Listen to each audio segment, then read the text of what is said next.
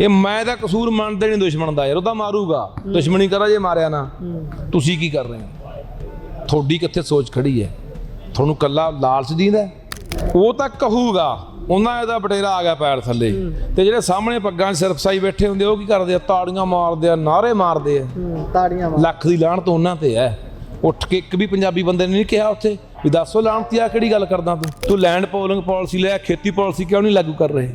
ਉਹ ਤਾਂ ਕਹਿੰਦੇ ਨੇ ਬੁੱਕਲ 'ਚ ਹੀ ਰੱਖੀ। ਭਗਵੰਤ ਨੇ ਉਹਨਾਂ ਦਾ ਹੱਥ ਠੁੱਕਾ ਬਣ ਕੇ ਸਰਕਾਰ ਨਾਲ ਸਾਜ਼ਿਸ਼ ਦੇ ਵਿੱਚ ਸ਼ਾਮਲ ਹੋ ਕੇ ਸੈਂਟਰ ਦੇ ਨਾਲ ਜਾਣ ਬੁੱਝ ਕੇ CISF ਲਵਾਈ ਹੈ। ਇਹ ਜਿਹੜੇ ਧਰਨੇ ਲਾਏ ਸੀ ਫਿਰ ਤੁਸੀਂ ਉਹਨੂੰ ਐਂ ਦੇਖਦੇ ਹੋ? ਇਹਨਾਂ ਉਹ ਤਾਂ ਇੱਕ ਮੌਕਾ ਦਿੱਤਾ ਤੁਸੀਂ ਉਹਨਾਂ ਨੂੰ, ਤੁਸੀਂ ਅਧਿਕਾਰੀ ਜਾ ਕੇ ਤਾੜਦੇ। ਲੜਾਈਆਂ ਥੋੜੀ ਲੜੀ ਜਾਊਗੀ। ਮਰਨ ਨੂੰ ਪੰਜਾਬ ਅੱਗੇ ਹੁੰਦਾ, ਜਦੋਂ ਹੁਣ ਮਰਨਾ ਹੜਾਂ 'ਚ ਉਹ ਡੁੱਬਣਾ ਪੰਜਾਬ ਨੇ ਆ। ਪਾਣੀ ਦੇ ਹੱਕ ਲੈਣ ਵੇਲੇ ਕੋਈ ਹੋਰ ਖੜਾ ਹੋ ਜਾਂਦਾ। ਜਹਾਜ਼ਾਂ 'ਚ ਤੇਲ ਕਿੱਥੋਂ ਫੂਕਿਆ ਜਾ ਰਿਹਾ? ਅੱਜ ਕੇਜਰੀਵਾਲ ਨਾਲ ਕਨੈਕਟਰ ਬਣਿਆ ਬੈਠਾ ਹੁੰਦਾ ਭਗਵੰਤ ਸਿੰਘ ਤਾਂ ਜ਼ਿਆਦਾ ਸਿਸੋਦੀ ਹੈ, ਤੇ ਕੇਜਰੀਵਾਲ ਵਰਗੇ ਜਾ ਰਹੇ ਨੇ ਜਹਾਜ਼ਾਂ 'ਚ ਉੱਡ ਰਹੇ ਨੇ। ਕਈ ਕਰੋੜਾਂ ਰੁਪਈਆ ਐਡ ਤੇ ਖਰਚਾ ਜਾ ਰਿਹਾ, ਬੋਰਡਾਂ ਤੇ ਖਰਚਾ ਜਾ ਰਿਹਾ, ਚੈਨਲਾਂ ਨੂੰ ਖਰੀਦਣ ਤੇ ਖਰਚਾ ਜਾ ਰਿਹਾ। ਹੁਣ ਸਾਰਾ ਜਿਹੜਾ ਕੰਟਰੋਲ ਆ ਡੈਮਾਂ ਦਾ ਉਹ ਸੈਂਟਰ ਕੋਲੇ ਆ। ਹੁਣ ਜੇ ਉੱਥੇ ਪੰਜਾਬ ਦੇ ਬੰਦੇ ਹੋਣਗੇ, ਪੰਜਾਬ ਦੀ ਹਿੱਸੇਦਾਰੀ ਹੋਊਗੀ, ਤੇ ਪੰਜਾਬ ਦੇ ਲੋਕਾਂ ਨੂੰ ਪਤਾ ਲੱਗੂ ਵੀ ਕਿੰਨਾ ਪਾਣੀ ਆ ਗਿਆ, ਕਿੰਨਾ ਛੱਡ ਰਹੇ ਨੇ। ਹੁਣ ਭਗਵੰਤ ਫਿਰ ਕਿੱਥੇ ਆ? ਹੁਣ ਨਹੀਂ ਲੜਾਈ ਲੜਦਾ, ਹੁਣ ਨਹੀਂ ਉੱਥੇ ਜਾ ਕੇ ਮੋਰਚਾ ਲਾਉਂਦਾ ਇਸ ਚੀਜ਼ ਦੇ ਖਿਲਾਫ। ਆਖਰੀ ਸਵਾਲ ਹੈ ਮੇਰਾ। ਬਿਹਾਰ ਦਾ ਉਹ ਜਿਹੜਾ ਹੈਗਾ ਨਿਤੀਸ਼ ਕੁਮਾਰ, ਉਹ ਵਿਧਾਨ ਸਭਾ 'ਚ ਬੋਲਿਆ ਕਿ ਮੁਫਤ ਦੀਆਂ ਚੀਜ਼ਾਂ ਨੇ ਪੰਜਾਬ ਬਰਬਾਦ ਕਰਤਾ। ਉਦਾਹਰਨ ਵੀ ਪੰਜਾਬ ਦੀ ਦਿੱਤੀ ਹੈ, ਦੇਖ ਲਓ। ਪੰਜਾਬ ਮੁਫਤਖੋਰੀ ਲਈ ਜਾਣਿਆ ਜਾਣ ਲੱਗ ਗਿਆ। ਜਿਹੜਾ ਪੰਜਾਬ ਕਦੇ ਕਰਦਾਰਾਂ ਲਈ ਜਾਣਿਆ ਜਾਂਦਾ ਸੀ, ਜਿਹੜਾ ਪੰਜਾਬ ਹਰ ਪੱਖੋਂ ਮੋਹਰੀ ਸੀ, ਅੱਜ ਉਹ ਕਿਹੜੇ ਪੱਖ ਤੇ ਲਿਆ ਖੜਾ ਕਰਤਾ? ਮੁਫਤ। ਸਤਿ ਸ਼੍ਰੀ ਅਕਾਲ ਜੀ। ਪੰਜਾਬੀ ਰੇਡੀਓ ਤੇ ਪੰਜਾਬੀ TV USA ਤੁਸੀਂ ਵੇਖ ਰਹੇ ਹੋ। ਮੇਰੇ ਨਾਲ ਇਸ ਸਮੇਂ ਬਾਈ ਲੱਖਾ ਸਦਾਣਾ ਹੁਣੀ ਮੌਜੂਦ ਨੇ। ਕੁੱਕੜ ਪਿੰਡ ਜਲੰਧਰ ਦੇ ਵਿੱਚ ਵੱਡੀ ਮਹਾ ਰੈਲੀ ਹੋਈ ਹੈ ਕਿਸਾਨਾਂ ਦੀ। ਗੱਲਬਾਤ ਕਰਦੇ ਹਾਂ। ਬਾਈ, ਕਿਸਾਨ ਬੇਸ਼ੱਕ ਅੱਜ ਇੱਥੇ ਸਟੇਜ ਤੋਂ ਵੰਗਾ ਰਿਹਾ ਹੈ ਸਰਕਾਰ ਨੂੰ, ਬਹੁਤ ਸਾਰੀਆਂ ਗੱਲਾਂ ਹੋਈਆਂ ਨੇ, ਪਰ ਮੇਰਾ ਮੁੱਢਲਾ ਸਵਾਲ ਇਹੀ ਹੈ ਕਿ ਜਿੰਨਾ ਚਿਰ ਸਾਡੇ ਮੂੰਹ ਹੀ ਕਿਸੇ ਦੇ ਉੱਤਰ ਕਿਸੇ ਦੇ ਦੱਖਣ ਵੱਲ ਨੂੰ ਨੇ, ਗੱਲ ਕਿੱਦਾਂ ਸਿਰੇ ਲੱਗੂਗੀ? ਕੁਝ ਕਿਸਾਨ SKM 'ਚ ਨੇ, ਕੁਝ ਇੱਧਰ KKM ਦੇ ਨਾਲ ਨੇ, ਕੋਈ ਜਥੇਬੰਦੀਆਂ ਕਹਿੰਦੀਆਂ ਨੇ ਅਸੀਂ ਫਲਾਣੇ ਦੀ ਸਟੇਜ ਤੇ ਨਹੀਂ ਜਾਣਾ, ਪਰ ਫਿਰ ਲੜਾਂਗੇ ਕਿੱਦਾਂ ਸਟੇਟ ਦੇ ਖਿਲਾਫ? ਅਸਲ ਦੇ ਵਿੱਚ ਨਾ, ਇੱਕ ਤਾਂ ਸਾਡੇ ਜਿਹੜੀ ਈਗੋ ਆ, ਧੌਣ 'ਚ ਕਿੱਲਾ, ਹੰਕਾਰ ਵਾਲਾ, ਉਹ ਸਾਰੇ ਚੱਕੀ ਫਿਰਦੇ ਆ। ਕੋਈ ਕਿਸੇ ਦਾ, ਕੋਈ ਕਿਸੇ ਦਾ, ਕੋਈ ਪਾਰਟੀਆਂ ਦਾ ਚੱਕੀ ਫਿਰਦਾ, ਕੋਈ ਕਿਸੇ ਹੋਰ ਦਾ ਚੱਕੀ ਫਿਰਦਾ। ਇਹ ਕੱਢ ਦਿਓ। ਇਹ ਅਗਲੇ ਨੇ ਕੱਢ ਦੇਣੇ ਆ, ਕੱਢ ਦਿੱਤੇ ਅਗਲਿਆਂ ਨੇ। ਜਿਵੇਂ ਉਹ ਸਾਨੂੰ ਮਾਰਨ ਤੇ ਲੱਗੇ ਹੋਏ ਨੇ ਨਾ, ਇਹ ਗੱਲਾਂ ਜਿਹੜੀਆਂ ਅਸੀਂ ਕਰ ਰਹੇ ਹਾਂ ਵੀ ਜ਼ਮੀਨ ਤੇ ਹਮਲਾ ਨਹੀਂ ਹੈਗਾ, ਤੁਹਾਡੇ ਹੋਣ ਤੇ ਹਮਲਾ, ਤੁਹਾਡੀ ਸੱਭਿਅਤਾ ਤੇ ਹਮਲਾ, ਤੁਹਾਡੀ ਪਛਾਣ ਤੇ ਹਮਲਾ, ਤੁਹਾਡੇ ਇਤਿਹਾਸ ਤੇ ਹਮਲਾ, ਤੁਹਾਡੀ ਬੋਲੀ ਤੇ ਹਮਲਾ, ਤੁਹਾਡੇ ਕੁਦਰਤੀ ਵਸੀਲਿਆਂ ਤੇ ਹਮਲਾ। ਡੈਮੋਗ੍ਰਾਫੀ ਚੇਂਜ ਹੋ ਰਹੀ ਹੈ, ਸਾਰਾ ਕੁਝ ਹੀ ਹੋ ਰਿਹਾ। ਡੈਮੋਗ੍ਰਾਫੀ ਦਾ ਚੇਂਜ ਹੋਣਾ ਸਾਰਾ। ਇਹ ਇੱਕ ਤਰ੍ਹਾਂ ਨਾਲ ਕਿਸੇ ਵੀ ਤਰੀਕੇ ਨਾਲ ਉਹ ਕਹਿੰਦੇ ਵੀ ਪੰਜਾਬ ਨੂੰ ਮਲੀਆਮੇਟ ਕਰ ਦਿਓ, ਖਤਮ ਕਰ ਦਿਓ, ਕਿਉਂਕਿ ਇਹ ਧਰਤੀ ਬੰਦੇ ਦੀ ਧਰਤੀ ਕਿਰਦਾਰ ਪੈਦਾ ਕਰਦੀ ਹੈ, ਅਣਖਾਂ ਪੈਦਾ ਕਰਦੀ ਹੈ, ਸੂਰਮੇ ਯੋਧੇ ਪੈਦਾ ਕਰਦੀ ਹੈ। ਉਹ ਬਰਦਾਸ਼ਤ ਨਹੀਂ। ਉਹ ਕਹਿੰਦੇ ਅਸੀਂ ਜਦੋਂ ਬਾਕੀ ਸਾਰੇ ਮੁਲਕ ਨੂੰ ਸੁਸਰੀ ਨੂੰ ਸਮਾਤਾ ਤੇ ਇਹ ਕਿਉਂ ਭੜਕਦੇ ਆ? ਇਸ ਕਰਕੇ ਉਹਨਾਂ ਨੇ ਸਾਰਾ ਜਿਹੜਾ ਮੈਂ ਸਟੇਜ ਤੇ ਗੱਲ ਬੋਲੀ ਸੀ, ਚਲੋ ਸਮੇਂ ਦੀ ਘਾਟ ਸੀ, ਪੂਰੀ ਨਹੀਂ ਹੋ ਸਕੀ ਗੱਲ। ਮੈਂ ਹੜ੍ਹ ਦੀ ਗੱਲ ਕੀਤੀ ਹੈ। ਹੜ੍ਹ ਆਉਂਦਾ ਖਾਸ ਤੌਰ ਤੇ ਦੁਆਬਾ ਦੇ ਮਾਝਾ ਜ਼ਿਆਦਾ ਲਪੇਟ ਚ ਆਉਂਦੇ ਨੇ, ਪੁਆਧ ਤੇ ਜਿਹੜਾ ਮਾਲਵਾ ਉਹਦਾ ਹਿੱਸਾ ਵੀ ਕੁਛ ਆਉਂਦਾ, ਉਧਰ ਘੱਗਾ ਟੁੱਟਦਾ ਥੋੜਾ। ਹਾਂ, ਉਹ 19 ਚ ਆਇਆ, 23 ਚ ਆਇਆ, ਹੁਣ 25 ਚ ਆਇਆ। ਹਰ ਵਾਰੀ ਨੁਕਸਾਨ ਕਿਉਂ ਹੁੰਦਾ? ਇਹ ਪਿੱਛੋਂ ਡੈਮਾਂ 'ਚੋਂ ਪਾਣੀ ਇਕੱਠਾ ਕਰ ਲੈਂਦੇ ਆ ਜਾਣ ਬੁੱਝ ਕੇ, ਪਹਿਲਾਂ ਪਾਣੀ ਛੱਡਦੇ ਨਹੀਂ। ਪਤਾ ਹਰ ਸਾਲ ਮੀਂਹ ਪੈਂਦੇ ਆ, ਡੈਮਾਂ 'ਚ ਪਾਣੀ ਆਉਂਦਾ, ਉਹਨਾਂ ਪਾਣੀ ਛੱਡ ਹੀ ਸਕਦੇ ਆ ਨਾ, ਪਰ ਇਹ ਪਾਣੀ ਇਕੱਠਾ ਕਰਕੇ ਕਹਿੰਦੇ ਜੀ ਅਸੀਂ ਪਾਣੀ ਇਕੱਠਾ ਕਰਕੇ ਮੁੜ ਕੇ ਦਿੱਲੀ ਨੂੰ ਵੀ ਦੇਣਾ, ਰਾਜਸਥਾਨ ਨੂੰ ਵੀ ਦੇਣਾ, ਹਰਿਆਣੇ ਨੂੰ ਵੀ ਦੇਣਾ, ਤੇ ਅਸੀਂ ਇਹ ਪਾਣੀ ਯਕਦਮ ਪਾਣੀ ਛੱਡਦੇ ਆ ਜਦੋਂ ਪੰਜਾਬ ਦਾ ਨੁਕਸਾਨ ਜਾਨੀ ਮਾਲੀ ਬੜਾ ਹੁੰਦਾ ਹੈ ਨਾ। ਫਿਰ ਦੂਜੀਆਂ ਸਟੇਟਾਂ ਨੂੰ ਦੇਣ ਲਈ ਪੰਜਾਬ ਦਾ ਨੁਕਸਾਨ ਕਿਉਂ? ਮੈਂ ਉਹੀ ਕਹਿਣਾ ਨਾ, ਅੱਜ ਵੀ ਆਪਾਂ ਗੱਲ ਕਰਦੇ ਆ ਮਰਨ ਨੂੰ ਪੰਜਾਬ ਅੱਗੇ ਹੁੰਦਾ, ਜਦੋਂ ਹੁਣ ਮਰਨਾ ਹੜਾਂ 'ਚ ਉਹ ਡੁੱਬਣਾ ਪੰਜਾਬ ਨੇ ਆ। ਪਾਣੀ ਦੇ ਹੱਕ ਲੈਣ ਵੇਲੇ ਕੋਈ ਹੋਰ ਖੜਾ ਹੋ ਜਾਂਦਾ। ਹੁਣ ਤੁਸੀਂ ਗੱਲ ਨੂੰ ਸਮਝਣ ਦੀ ਕੋਸ਼ਿਸ਼ ਕਰੋ। ਮੈਂ ਇੱਕ ਅੰਕੜਾ ਤੱਥ ਪੇਸ਼ ਕੀਤਾ ਸੀ, 2023 ਦੇ ਵਿੱਚ ਅਗਸਤ 'ਚ ਹੜ੍ਹ ਆਇਆ। 12 ਅਗਸਤ ਨੂੰ ਸਾਡੀ ਟੀਮ ਨੇ ਇੱਕ ਡਾਟਾ ਇਕੱਠਾ ਕੀਤਾ BBMB ਦੀ ਵੈਬਸਾਈਟ ਦੇ ਉੱਤੋਂ ਵੀ ਕਿੰਨਾ ਪਾਣੀ ਦਾ ਪੱਧਰ ਹੈ ਡੈਮ 'ਚ, ਕਿੰਨਾ ਪਾਣੀ ਪਿੱਛੋਂ ਆ ਰਿਹਾ, ਕਿੰਨਾ ਪਾਣੀ ਛੱਡਿਆ ਜਾ ਰਿਹਾ। ਇਹਨਾਂ ਨੇ 12 ਅਗਸਤ ਨੂੰ ਜਿਹੜਾ ਉਸ ਵੇਲੇ ਤੱਥ ਪੇਸ਼ ਕੀਤਾ, ਅੰਕੜਾ ਦਿੱਤਾ, ਪਿੱਛੋਂ ਪਾਣੀ ਵੱਧ ਆ ਰਿਹਾ ਸੀ, ਪੱਧਰ ਉੱਚਾ ਹੋ ਰਿਹਾ ਸੀ ਪਾਣੀ ਦਾ। ਪੌਂਗ ਡੈਮ ਦੀ ਗੱਲ ਕਰਦਾ, ਅੱਗੇ ਪਾਣੀ ਰੋਕਤਾ, ਛੱਡਿਆ ਨਹੀਂ ਗਿਆ। ਜਦੋਂ ਹੜ੍ਹ ਆਏ ਯਕਦਮ 12 ਤੋਂ 16 17 ਤੱਕ ਇਹਨਾਂ ਨੇ ਪਾਣੀ ਰੋਕੀ ਰੱਖਿਆ 5-7 ਦਿਨ, ਫਿਰ ਪਾਣੀ ਛੱਡਤਾ ਤੇ ਸਾਰੇ ਪੰਜਾਬ ਨੂੰ ਉਹਨੇ ਨੁਕਸਾਨ ਕੀਤਾ। ਉਹਦੀ ਖਬਰ ਲੱਗੀ 21 ਅਗਸਤ ਨੂੰ ਇੰਡੀਅਨ ਐਕਸਪ੍ਰੈਸ ਦੇ ਵਿੱਚ ਵੀ ਇਹ ਕੁਦਰਤੀ ਆਫਤ ਨਹੀਂ ਸੀ, ਇਹ ਬੰਦਿਆਂ ਦੇ ਕਰਕੇ ਹੜ੍ਹ ਆਇਆ। ਬਿਊਰੋਕ੍ਰੇਸੀ ਜਾਂ ਫਿਰ ਕਹਿ ਲਈਏ ਲੀਡਰ। ਹੁਣ ਉਹ ਜਿਹੜਾ ਹੜ੍ਹ ਉਹਦੇ ਉੱਤੇ ਕੋਈ ਪ੍ਰਤੀਕਿਰਿਆ ਨਹੀਂ ਕਿਸੇ ਪੰਜਾਬ ਦੇ ਮੁੱਖ ਮੰਤਰੀ ਦੀ, ਕਿਸੇ ਲੋਕਾਂ ਦੀ ਵੀ ਹੜ੍ਹ ਲਿਆਂਦਾ ਗਿਆ ਭਾਈ, ਹੜ੍ਹ ਆਇਆ ਨਹੀਂ। ਕੋਰਟ ਦੀ ਇਸ ਤੇ ਪ੍ਰਤੀਕਿਰਿਆ ਆਈ ਸੀ, ਤੁਸੀਂ ਦੇਖੀ ਹੋਊਗੀ ਉਹ ਵਾਲੀ, ਜਿਹ ਚੋਂ ਕਹਿੰਦੇ ਨੇ ਕਿ ਜੇਕਰ ਐਦਾਂ ਆਉਂਦਾ ਤੁਸੀਂ ਪਾਣੀ ਰੋਕੀ ਰੱਖਦੇ ਹੋ ਫਿਰ ਉਹ ਮੈਨੇਜਮੈਂਟ ਦੀ ਗਲਤੀ ਹੈ, ਉਹ ਇੱਕ ਕੁਦਰਤੀ ਮੈਨੇਜਮੈਂਟ ਦੀ ਗਲਤੀ ਨਹੀਂ, BBMP ਦੇ ਵਿੱਚੋਂ ਪੰਜਾਬ ਨੂੰ ਪਾਸੇ ਕਰ ਦਿੱਤਾ ਗਿਆ। ਭਗਵੰਤ ਨੇ ਉਹਨਾਂ ਦਾ ਹੱਥ ਠੋਕਾ ਬਣ ਕੇ ਸਰਕਾਰ ਨਾਲ ਸਾਜ਼ਿਸ਼ ਦੇ ਵਿੱਚ ਸ਼ਾਮਲ ਹੋ ਕੇ ਸੈਂਟਰ ਦੇ ਨਾਲ ਜਾਣ ਬੁੱਝ ਕੇ CISF ਲਵਾਈ ਹੈ। ਇਹ ਜਿਹੜੇ ਧਰਨੇ ਲਾਏ ਸੀ ਫਿਰ ਤੁਸੀਂ ਉਹਨੂੰ ਐਂ ਦੇਖਦੇ ਹੋ ਪਹਿਲਾਂ? ਉਹ ਤਾਂ ਇੱਕ ਮੌਕਾ ਦਿੱਤਾ ਤੁਸੀਂ ਉਹਨਾਂ ਨੂੰ, ਤੁਸੀਂ ਅਧਿਕਾਰੀ ਜਾ ਕੇ ਤਾੜਦੇ, ਲੜਾਈਆਂ ਥੋੜੀ ਲੜੀ ਜਾਊਗੀ।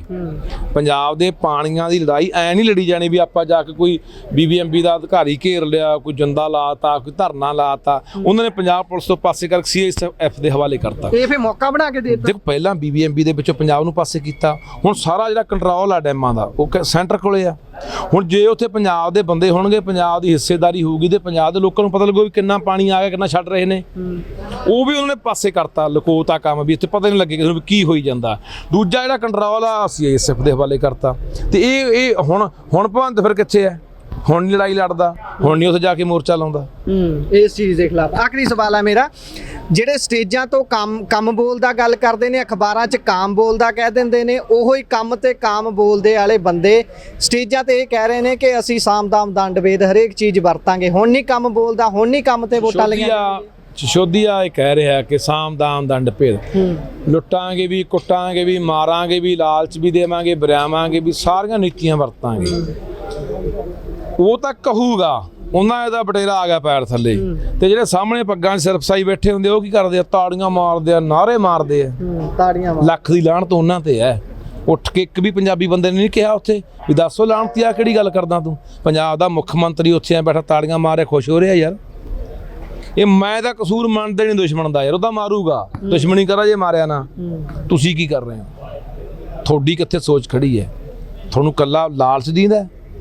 ਇਸ ਕਰਕੇ ਮੈਂ ਕਹਿੰਦਾ ਵੀ ਇਸ ਵੇਲੇ ਪੰਜਾਬ ਦੇ ਅੰਦਰ ਕਿਰਦਾਰ ਮਰ ਚੁੱਕੇ ਆ, ਸਾਰਿਆਂ ਦੇ ਨਹੀਂ ਮੈਂ ਕਹਿੰਦਾ, ਹਾਲੇ ਜਿਉਂਦੇ ਨੇ ਕਿਰਦਾਰ, ਉਹਨਾਂ ਸਿਰ ਤੇ ਪੰਜਾਬ ਖੜਾ। ਪਰ ਵੱਡੇ ਪੱਧਰ ਤੇ ਅਣਖਾਂ ਖਤਮ ਨੇ, ਠੱਗੀ ਠੋਰੀ ਤੇ ਲਾਲਚੀ ਬੇਈਮਾਨੀ ਲੋਕਾਂ 'ਚ ਆ ਚੁੱਕੀ ਹੈ। ਇਹ ਕੱਲ ਨੂੰ ਇੱਥੇ ਹੁਣ ਮੈਂ ਉਹਨਾਂ ਲਾਹਨਤੀਆਂ ਨੂੰ ਪੁੱਛਣਾ ਚਾਹੁੰਦਾ ਹਾਂ, 13 ਮਹੀਨੇ ਦਿੱਲੀ ਬੈਠੇ ਰਹੇ ਆਪਾਂ, 700-800 ਬੰਦਾ ਮਰਵਾ ਲਿਆ। ਲਖੀਮਪੁਰ ਦੇ ਵਿੱਚ, UP ਦੇ ਵਿੱਚ ਸਾਡੇ ਬੰਦਿਆਂ ਦੇ ਗੱਡੀਆਂ ਚੜਾਤੀਆਂ, ਮਿਸ਼ਰੇ ਵਰਗਿਆਂ ਨੇ, ਟੈਣੀ ਮਿਸ਼ਰੇ ਵਰਗਿਆਂ ਨੇ ਬੰਦੇ ਦਰੜ ਕੇ ਮਾਰਤੇ। ਅੱਜ ਪਰਸੋਂ ਚੌਥੇ BJP ਦੀ ਕੋਈ ਕਿਸਾਨਾਂ ਦੀ ਰੈਲੀ ਸੀ, ਟਰੈਕਟਰ ਲੈ ਕੇ ਆਉਣ ਗਿਆ ਉੱਥੇ, ਉਹ ਕਿਹੜੇ ਕਿਸਾਨ ਹੈ? ਇੱਕ ਹੋਰ ਗੱਲ ਇੱਥੇ ਹੀ, ਸ਼ਿਵਰਾਜ ਸਿੰਘ ਚੌਹਾਨ ਹੋਣਾ ਨਾ, ਤੁਸੀਂ ਹੁਣੇ ਹੀ ਫੋਟੋਆਂ ਦੇਖੀਆਂ ਹੋਣਗੀਆਂ, ਦੁਆਬੇ ਦੇ ਇੱਕ ਕਿਸਾਨ ਨੇ ਬਜੀਦਪੁਰ, ਉਹ ਉਹਨਾਂ ਨਾਲ ਬੈਠੇ ਹੋਏ ਨੇ ਜਾ ਕੇ। ਇੱਕ ਹੋਰ ਨੱਥੂ ਸਿੰਘ ਵਾਲਾ ਤੋਂ ਕਿਸਾਨ ਨੇ ਕਿਰਪਾ ਸਿੰਘ, ਉਹ ਨਾਲ ਬੈਠੇ ਹੋਏ ਨੇ। ਫਿਰ ਇਹ ਸੰਨ ਲਾਉਣ ਦਾ ਇੱਕ ਤਰੀਕਾ ਵੀ? ਸੰਨ ਨਹੀਂ, ਇਹ ਉਹ ਮਸੰਦ ਨੇ, ਇਹ ਉਹ ਕਿਰਤਕਾਂ ਨੇ, ਉਹ ਉਵੇਂ ਖੂਨ ਤੁਰਿਆ ਆਉਂਦਾ, ਉਹੀ DNA ਲੜਨ ਵਾਲਿਆਂ ਦਾ ਇੱਕ ਪਾਸੇ ਤੁਰਿਆ ਆਉਂਦਾ, ਇਹਨਾਂ ਗਦਾਰਾਂ ਦਾ ਇੱਕ ਪਾਸੇ ਤੁਰਿਆ ਆਉਂਦਾ। ਫਿਰ ਲੱਕੇ ਭਾਈ ਇਹਦੇ ਵਿੱਚ ਉਹ ਵੀ ਗੱਲ ਹੈ ਨਾ, ਜੇ ਉਹ SKM ਦੇ ਮੈਂਬਰ ਹੋਣਗੇ, KMM ਦੇ ਮੈਂਬਰ ਹੋਣਗੇ, ਬੇਸ਼ੱਕ ਉਹ ਉੱਥੇ ਗਏ ਤਾਂ ਸਾਨੂੰ ਦੀਦੇ ਨੇ, ਪਰ ਉਹ ਇੱਥੇ ਵੀ ਮੀਟਿੰਗਾਂ ਦਾ ਹਿੱਸਾ ਰਹੇ ਹੋਣਗੇ। ਜੋ ਮੀਟਿੰਗਾਂ ਦਾ ਹਿੱਸਾ ਰਹੇ ਹੋਣਗੇ ਤਾਂ ਫਿਰ ਇਹਦਾ ਮਤਲਬ ਸਾਰੀ ਡਿਟੇਲ ਜਾਂਦੀ ਹੋਊ ਉੱਤੇ। ਤੁਸੀਂ ਦੇਖੋ ਨਾ ਵੀ ਇਹ ਤਾਂ ਗੱਲਾਂ ਜਦੋਂ 2020 ਦਾ ਆਪਾਂ ਮੋਰਚਾ ਲੜਿਆ, ਉਦੋਂ ਬਹੁਤ ਗੱਲਾਂ ਉੱਥੇ ਜਾਂਦੀਆਂ ਰਹੀਆਂ, ਵਿੱਚੋਂ ਬੰਦੇ ਗਦਾਰ ਉਦੋਂ ਹੀ ਵਿੱਚ ਸੀਗੇ। ਸੋ ਇਹ ਤੋਂ ਘਬਰਾਉਣ ਦੀ ਲੋੜ ਨਹੀਂ। ਤੁਸੀਂ ਇਹ ਦੇਖੋ, ਮੈਂ ਚਮਕੌਰ ਸਾਹਿਬ ਕੋਲੇ ਗਿਆ, ਉੱਥੇ ਇੱਕ ਫੈਕਟਰੀ ਲੱਗ ਰਹੀ ਹੈ 1100 ਏਕੜ ਦੇ ਵਿੱਚ ਜੀ, ਪੇਪਰ ਤੇ। ਹਾਂ, ਬਿਲਕੁਲ ਨੀਲੋ ਨਹਿਰ ਦੇ ਉੱਤੇ। ਐਂ 40-50 ਪਿੰਡਾਂ ਦੇ ਬੰਦਿਆਂ ਦਾ ਇਕੱਠ, ਗੱਲਾਂ ਹੀ ਚੱਲੀਆਂ। ਮੈਂ ਪੁੱਛਿਆ, ਮੈਂ ਕਿਹਾ ਜਦੋਂ ਗੜੀ ਛੱਡੀ ਹੈ ਗੁਰੂ ਸਾਹਿਬ ਨੇ, ਇਸ ਇਲਾਕੇ 'ਚੋਂ ਕਿੰਨੇ ਕੁ ਬੰਦੇ ਸੀ? ਕਹਿੰਦੇ ਗਿਣਤੀ ਦੇ 2-4 ਬੰਦੇ। ਇਹ ਉਹੀ ਆ ਭਰਾਵਾ, ਗੁਰੂਆਂ ਨਾਲ ਵੀ ਨਹੀਂ ਖੜੇ, ਬੇਦਾਵੇ ਲਿਖ ਕੇ ਦੇ ਗਏ, ਤਨਖਾਹ ਮੰਗਣ ਲੱਗ ਗਏ ਸੀਗੇ, ਠੀਕ ਆ ਨਾ, ਉਦੋਂ ਵੀ ਭੱਜ ਗਏ ਸੀ। ਇਹ ਅੱਜ ਵੀ ਉਧਰ ਹੀ ਖੜਨਗੇ, ਸਾਨੂੰ ਇਹਨਾਂ ਤੋਂ ਉਮੀਦ ਕਰਨ ਦੀ ਲੋੜ ਨਹੀਂ। ਹਾਂ, ਇਹ ਧਰਤੀ ਤੋਂ ਕਦੇ ਵੀ ਨਹੀਂ ਨਾਸ ਹੋ ਸਕਦਾ। ਜਿਹੜੀ ਧਰਤੀ ਦੇ ਵਿੱਚ ਗੈਰਤ ਧਰਤੀ 'ਚੋਂ ਪੈਦਾ ਹੁੰਦੀ ਹੈ ਨਾ, ਅਣਖ ਧਰਤੀ 'ਚੋਂ ਪੈਦਾ ਹੁੰਦੀ ਹੈ, ਇਹਦਾ ਵੀ ਨਾਸ ਨਹੀਂ ਹੋਣਾ। ਹਾਂ ਠੀਕ ਆ, ਕਦੇ ਉਹਨਾਂ ਦਾ ਜ਼ੋਰ ਚੜ ਗਿਆ ਤੇ ਕਦੋਂ ਇਧਰੋਂ ਜ਼ੋਰ ਚੜ ਗਿਆ, ਇਹ ਕੰਮ ਨਹੀਂ ਚੱਲਣਾ। ਅੱਗੇ ਤੋਂ ਹੁਣ ਪੰਜਾਬੀ ਐਕਸਪੈਰੀਮੈਂਟ ਕਰਨਗੇ ਜਿੱਦਾਂ ਇਹ ਕੀਤਾ ਸੀ ਆਮ ਆਦਮੀ ਪਾਰਟੀ ਆ? ਨਿਰਾਸ਼ ਨੇ ਲੋਕ, ਹਤਾਸ਼ ਨੇ। ਇਹਨੇ ਬਹੁਤ ਵੱਡੇ ਸਬਜ਼ ਬਾਗ ਦਿਖਾਏ ਬੰਦੇ ਨੇ, ਪਰ ਨਿਕਲਿਆ ਕੀ? ਉਹ ਲੀਰਾਂ ਦੀ ਖੁੱਦੋ ਵਿੱਚੋਂ ਫਰੋਲੀ ਕੁਝ ਲੀਰਾਂ ਨਿਕਲੀਆਂ ਨੇ, ਕੁਝ ਦੇ ਪੱਲੇ ਨਹੀਂ। ਅੱਜ ਵੀ ਉਹੀ ਤਮਾਸ਼ੇ ਤੇ ਉਹੀ ਕਹਾਣੀਆਂ ਤੇ ਉਹੀ ਚੁਟਕਲੇ ਆ। ਅੱਜ ਵੀ ਕੋਈ ਮੁੱਦੇ ਦੀ ਗੱਲ, ਕੋਈ ਪਾਲਿਸੀ ਦੀ ਗੱਲ, ਤੂੰ ਲੈਂਡ ਪੋਲਿੰਗ ਪਾਲਿਸੀ ਲੈ, ਖੇਤੀ ਪਾਲਿਸੀ ਕਿਉਂ ਨਹੀਂ ਲਾਗੂ ਕਰ ਰਹੇ?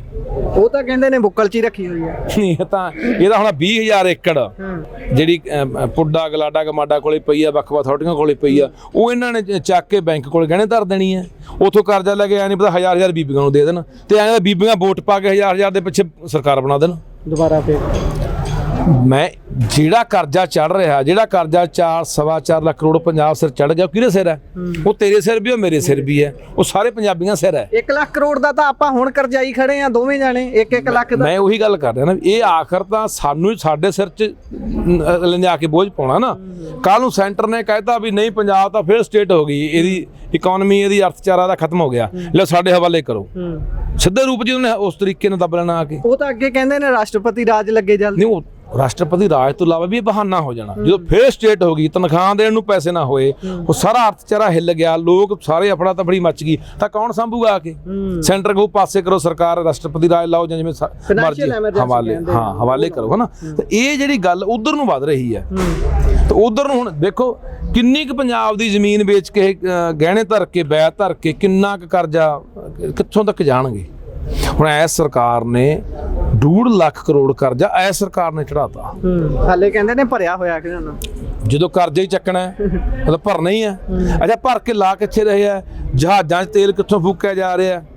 ਅੱਜ ਕੇਜਰੀਵਾਲ ਨਾਲ ਕਨੈਕਟਰ ਬਣਿਆ ਬੈਠਾ ਹੁੰਦਾ ਭਗਵੰਤ ਸਿੰਘ ਤਾਂ, ਜ਼ਿਆਦਾ ਸ਼ਿਸ਼ੋਦੀ ਹੈ ਤੇ ਕੇਜਰੀਵਾਲ ਵਰਗੇ ਜਾ ਰਹੇ ਨੇ, ਜਹਾਜ਼ਾਂ 'ਚ ਉੱਡ ਰਹੇ ਨੇ। ਕਈ ਕਰੋੜਾਂ ਰੁਪਈਆ ਐਡ ਤੇ ਖਰਚਾ ਜਾ ਰਿਹਾ, ਬੋਰਡਾਂ ਤੇ ਖਰਚਾ ਜਾ ਰਿਹਾ, ਚੈਨਲਾਂ ਨੂੰ ਖਰੀਦਣ ਤੇ ਖਰਚਾ ਜਾ ਰਿਹਾ। ਸਾਰਾ ਪੈਸਾ ਬਰਬਾਦ ਕੀਤਾ ਜਾ ਰਿਹਾ ਪੰਜਾਬ ਦਾ। ਪਰ ਮੈਂ ਕਹਿੰਦਾ ਅੱਜ ਜਿਹੜੇ ਸਾਡੇ ਲੋਕ ਯਾਰ ਲਾਈਟ ਬਹੁਤ ਆਮ ਕਰਤੀ, ਲੈ ਕੱਲੀ ਲਾਈਟ ਮੋਰੀ ਫਿਰਦੇ ਰਹਿੰਦੇ ਆ, ਯਾਰ ਬਿੱਲ ਮਾਫ ਕਰਤੇ। ਜਿੰਨਾ ਚਿਰ ਇਹ ਖੂਨ ਚੋਂ ਮੁਫਤਖੋਰੀ ਵਾਲੀ ਗੱਲ ਨਹੀਂ ਨਾ ਜਾਂਦੀ, ਇਹ ਵੀ ਬੜੀ ਖਤਰਨਾਕ ਹੈ। ਹੁਣ ਮੰਨ ਲਾ ਮੈਂ ਫਸਲ ਵੇਚਦਾ ਆਪਦੀ, ਮੈਂ ਕਿੰਨਾ ਕੁ ਚਿਰ ਆਪਦੇ ਘਰੇ ਪੈਦਾ ਕਰਕੇ ਪੈਸੇ ਲਾ ਕੇ ਕਿਸੇ ਨੂੰ ਮੁਫਤ 'ਚ ਵੰਡ ਦੂੰਗਾ, ਤੇ ਮੈਂ ਮਲਾਂਗੀ ਹੂੰ, ਸੜਕ ਤੇ ਠੂਠਾ ਫੜ ਕੇ ਮੰਗੂੰਗਾ। ਇਹ ਸਰਕਾਰ ਦਾ ਸਿਸਟਮ ਇਹ ਹੈ ਨਾ, ਜਿੰਨੇ ਅਦਾਰੇ ਸੀ, ਬਿਜਲੀ ਬੋਰਡ, ਆਪਣਾ ਰੋਡਵੇਜ ਜਾਂ ਹੋਰ ਕਿੰਨੇ ਅਦਾਰੇ ਇਹਨਾਂ ਨੇ ਖਤਮ ਕਰਤੇ। ਇਹ ਨੀਤੀ ਬੰਦ ਕਰਨੀ, ਲੋਕਾਂ ਨੂੰ ਵੀ ਕਹਿਣਾ ਪੈਣਾ ਵੀ ਮੁਫਤ ਨਹੀਂ ਚਾਹੀਦਾ ਭਾਈ, ਘੱਟ ਦੇ ਦਿਓ, ਘੱਟ ਕੀਮਤ ਤੇ ਕੋਈ ਯੂਨਿਟਾਂ ਦੇ ਦਿਓ, ਘੱਟ ਕੀਮਤ ਤੇ ਸਫ਼ਰ ਕਰ ਦਿਓ, ਜਾਂ ਲੋੜਵੰਦਾਂ ਨੂੰ ਦੇ ਦਿਓ। ਇਹ ਚੀਜ਼ਾਂ ਪੰਜਾਬ ਲਈ, ਇਹ ਤਾਂ ਬਿਹਾਰ ਦਾ ਜਿਹੜਾ ਹੈਗਾ ਨਿਤੀਸ਼ ਕੁਮਾਰ, ਉਹ ਵਿਧਾਨ ਸਭਾ 'ਚ ਬੋਲਿਆ ਕਿ ਮੁਫਤ ਦੀਆਂ ਚੀਜ਼ਾਂ ਨੇ ਪੰਜਾਬ ਬਰਬਾਦ ਕਰਤਾ। ਉਦਾਹਰਨ ਵੀ ਪੰਜਾਬ ਦੀ ਦਿੱਤੀ ਹੈ, ਦੇਖ ਲਓ। ਪੰਜਾਬ ਮੁਫਤਖੋਰੀ ਲਈ ਜਾਣਿਆ ਜਾਣ ਲੱਗ ਗਿਆ। ਜਿਹੜਾ ਪੰਜਾਬ ਕਦੇ ਕਰਦਾਰਾਂ ਲਈ ਜਾਣਿਆ ਜਾਂਦਾ ਸੀ, ਜਿਹੜਾ ਪੰਜਾਬ ਹਰ ਪੱਖੋਂ ਮੋਹਰੀ ਸੀ, ਅੱਜ ਉਹ ਕਿਹੜੇ ਪੱਖ ਤੇ ਲਿਆ ਖੜਾ ਕਰਤਾ? ਮੁਫਤਖੋਰੀ। ਹਾਂ, ਇਹ ਜਿੰਨਾ ਚਿਰ ਮੁਫਤਖੋਰੀ ਦਾ ਠੂਠਾ ਫੜ ਕੇ ਹੀ ਫਿਰਦੇ ਰਵਾਂਗੇ ਨਾ, ਉਹਦਾ ਨੁਕਸਾਨ ਹੀ ਨੁਕਸਾਨ। ਬਹੁਤ ਬਹੁਤ ਧੰਨਵਾਦ, ਸ਼ੁਕਰੀਆ।